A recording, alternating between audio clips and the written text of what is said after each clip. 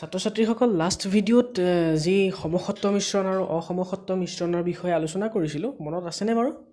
সমসত্ব মিশ্ৰণ মানে কি আছিলে যে যি মিশ্ৰণত পদাৰ্থৰ কণিকাবোৰ গোটেই মিশ্ৰণটোত সুষমভাৱে বিয়পি থাকে সেইটোৱে হৈছে সমসত্ব মিশ্ৰণ। আৰু যি মিশ্ৰণত পদাৰ্থৰ কণিকাবোৰ সুষমভাৱে বিয়পি নাথাকে সেই মিশ্ৰণটো আছিলে কি অসমসত্ব মিশ্ৰণ।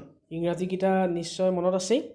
সমসত্ব মানে হোমোজেনিয়াছ আৰু অসমসত্ব মানে হেটেৰোজেনিয়াছ মিক্সচাৰ।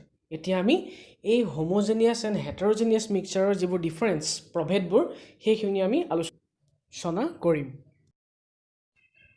প্ৰথম পইণ্টটো হৈছে যে সমসত্ব মিশ্ৰণত পদাৰ্থৰ কণিকাবোৰ গোটেই মিশ্ৰণটোত সুষমভাৱে বিয়পি থাকে। এতিয়া তুমি নিমখ অকণমান এচামুচ যদি পানী এগিলাছত তুমি গুলি লোৱা, নিমখখিনি জানো পানী গিলাচটোৰ ভিতৰত তুমি খালী চকুৰে দেখা পাবা? নোপোৱা নহয়। তাৰমানে নিমখৰ দানাবোৰ বা কণিকাবোৰ গোটেই পানী গিলাচটোত সুষমভাৱে বিয়পি পৰে। কিন্তু অসমসত্ব মিশ্ৰণত ধৰা বালি অলপ যদি মই পানী গিলাচত গুলি দিওঁ, বালিখিনিতো কি হ'ব? ভৰটো যিহেতু বালি কণিকাবোৰ বেছি, গতিকে পানী গিলাচটোৰ তলত সি জমা হৈ পৰি ৰ'ব আৰু আমি খালী চকুৰেও বালিখিনি দেখা গোটেই পানী গিলাচটোত সি বিয়পি নাথাকে, কাৰণ ওপৰফালে বালি নাথাকেই। কিন্তু বালিখিনি তাৰ পৰিৱৰ্তে গিলাচটোৰ তলিত গেদ হিচাপে জমা হৈ ৰ'ব, গতিকে সি সুষমভাৱে বিয়পা নাই, সেইবাবে তাক কোৱা হয় অসমসত্ব মিশ্ৰণ।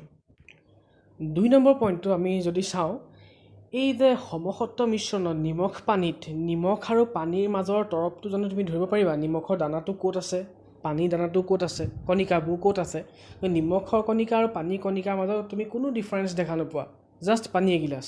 কিন্তু বালিখিনি যেতিয়া তলফালে গেদ হিচাপে পৰি ৰ'ব, তেতিয়া পানীখিনিৰ তৰপটো আৰু বালিখিনিৰ যিটো তৰপৰ মাজৰ পাৰ্থক্য স্পষ্টকৈ দেখা পোৱা হ'ব।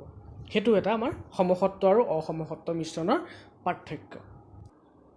৩ নম্বৰতে আমি ক'ব পাৰোঁ যে সমসত্ব মিশ্ৰণৰ থকা যিবোৰ কণিকা সেইবোৰ আমি খালী চকুৰে দেখা নাপাওঁ, কিন্তু অসমসত্ব মিশ্ৰণত থকা কণিকাবোৰ আমি খালী চকুৰে দেখা পাওঁ। এতিয়া নিমখ পানীত থকা নিমখখিনি খালী চকুৰে দেখি জানো? দেখি নহয়।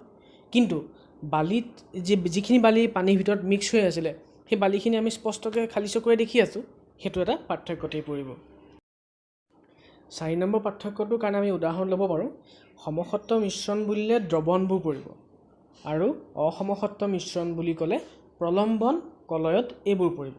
এতিয়া দ্ৰৱণ, প্ৰলম্বন আৰু কলয়ত কি হয় এইখিনি বিষয়ে আমি নেক্সট ভিডিঅ'ত আলোচনা কৰিম।